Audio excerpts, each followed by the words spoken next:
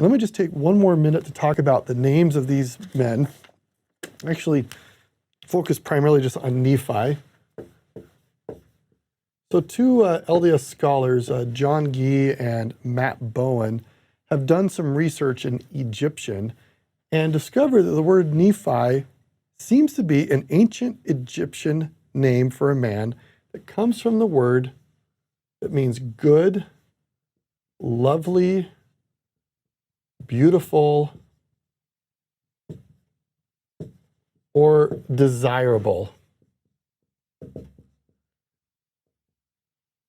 And what I want you to look at is if you think back into 1 Nephi, when beginning of the Book of Mormon, he says, I, Nephi, having been born of Nephi parents, goodly parents.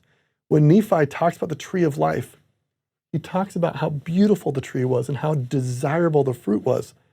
In an Egyptian context, he would have been using his own name to talk about the love of God.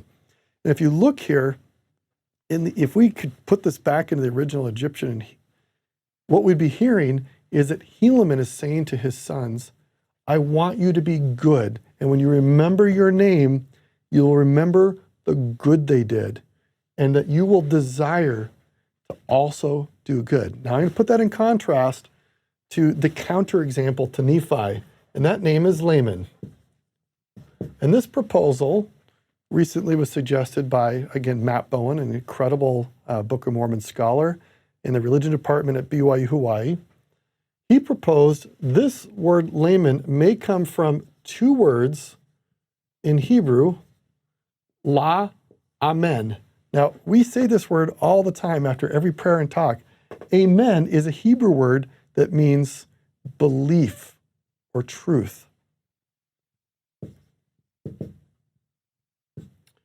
La in Semitic languages means no or not. So if this proposal is correct, Laman's name actually is a symbol of his life, not believing. And we will see that Nephi and Lehi, sons of Helaman, go among those who do not believe and teach them. And this chapter is beautiful because it tells us we need to remember the good, remember the love of God and his beauty, and that we should desire these things and not fall into that pride cycle of not believing. When we're down here, we might choose to not believe the beautiful moments of salvation we've experienced in our lives. We shouldn't be a layman. We shouldn't be a non-believer. We should choose, even in the moments of difficulty, to choose to remember the good, the lovely, the beautiful, the desirable.